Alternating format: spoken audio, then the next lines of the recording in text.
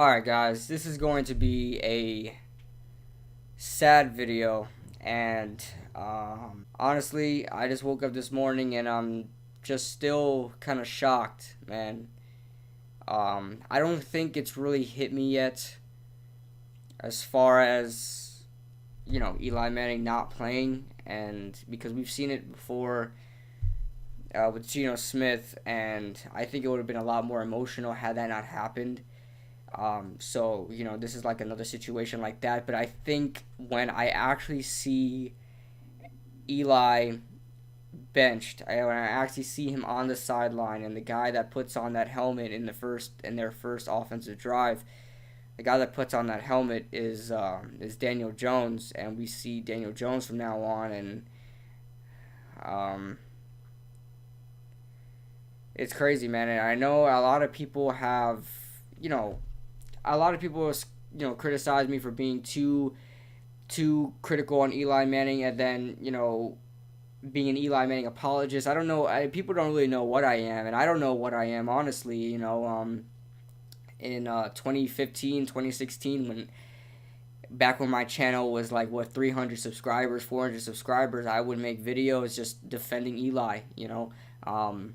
Saying how much he needs help, and that's not fair to treat Eli in this way, and after all he did for this team, to disrespect him like that. And over the past couple of months, we're looking at 2018. That's when I'm starting to be like, okay, we need to find somebody else. We need to start thinking about who's next at quarterback. And in 2017, when we got Davis Webb, that I thought Davis Webb would have been the guy, and I thought we would have been training him up for the sort of like what we thought Ryan Nassib was going to be. We thought if Eli, we never thought Eli was going to be, not everybody would think, you're their quarterback would last this long without, going down in a game or whatever it is. And, back when Ryan Nassib was there as a kid, I was little. I really didn't know too much about, the longevity of a team and quarterbacks in football and stuff like that, because Eli Manning's the only quarterback I knew. So I thought Ryan Nassib would be the guy, but of course, looking back at it, and Ryan Nassib was just wrong time, wrong place, and just wasn't the right quarterback, because Eli Manning was still had a lot left in the tank. So I always thought about, ever since Ryan Nassib, I always thought about, what's next at quarterback for the New York Giants, and what it's going to be like when Eli's not there. And, like I said, it still hasn't hit me yet. And I guess I just want to kind of make this video just talking about Eli, and, really what he's done for me as a fan. And this isn't going to be some clickbait video, man. This is just me just talking, man. I don't want to do any disservice to Eli, making any, I don't know, over-exaggerated kind of remarks and things like that. I did not plan out this video. All that's on my computer screen is my editing software of, I make sure my sound is right and everything like that. So I don't even know where I'm going with this video, man. But I guess I want to start off when I was a lot younger. I'm 21 years old, if you guys didn't know. I know I look a lot younger than that. I look like I'm 15. And it looks like Eli Manning's been the Giants quarterback before I was alive. But I was about, I don't know, I want to say 6, 7, when Eli was traded to the Giants, drafted, traded, whatever you guys want to say. So he's pretty much the only quarterback I remember. I don't remember watching Giants football when I was 4, 3, 2 years old, obviously. So, and to be honest with you, I can't remember too much. I can't remember anything at all when I was a kid of the Giants. Back in 2004, 05, 06. My first memory of the New York Giants that still sticks with me to this day. My first memory is the Super Bowl 42. And that, I hold that dear to my heart, man. I really do. I mean, just seeing my family, like my dad and my brother and me, in our room, and the emotion we had when David Tyree came down with that catch. I still remember the volume in that room, the screaming, And I was so young, I was in fifth grade, and I was just like, yelling at the top of my lungs and trying to be louder than my dad and my brother, and we're screaming at the top of our lungs, and Plaxico Burress makes that catch, and just the amount of joy on my face and my father's face and my brother's face to realize that we just won the freaking Super Bowl with facing the undefeated New England Patriots, who are 18-0, right?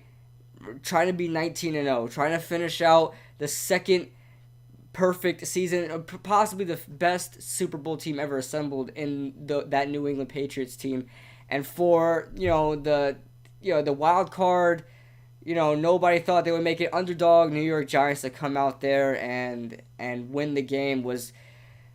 I couldn't have asked for a best first memory of anything, especially being a New York Giants fan. And then, in 2011 and that season, and we won the Super Bowl again, was another great memory. Eli Manning did so much to me as a football fan. He made me enjoy football. He made me enjoy the New York Giants. This team wasn't always great. We had a couple of great players that I really looked up to. I was a huge Antrel Rolle fan in his time with here. I looked up to Antrel Rolle. I thought he was awesome. I don't know what it was. Michael Strahan as well. A bunch of all these guys like Victor Cruz. Victor Cruz I really loved, especially being a Hispanic myself. It was just funny to see, someone else of my Hispanic heritage, even though, he was half Puerto Rican.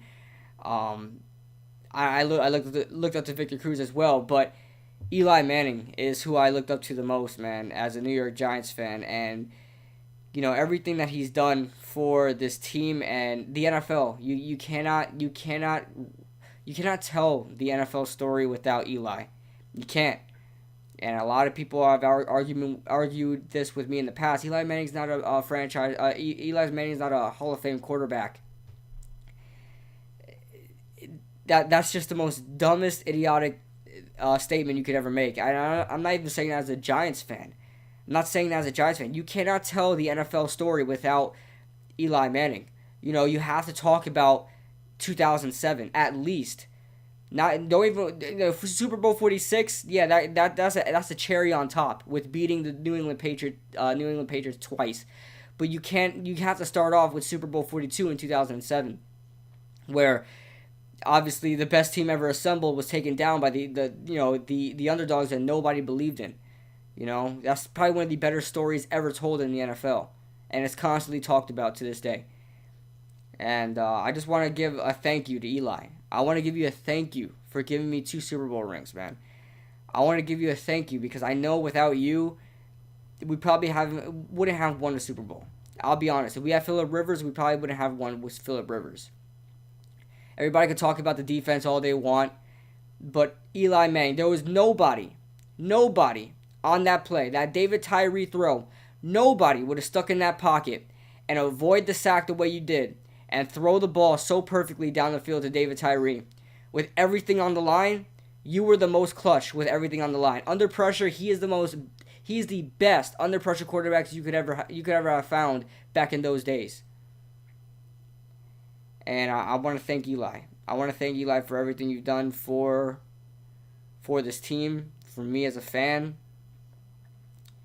And I mean, this is really emotional, man. And it's not really gonna hit me until he finally retires, man. When Tom Coughlin was gone, I shed a tear, man. I'm not gonna lie.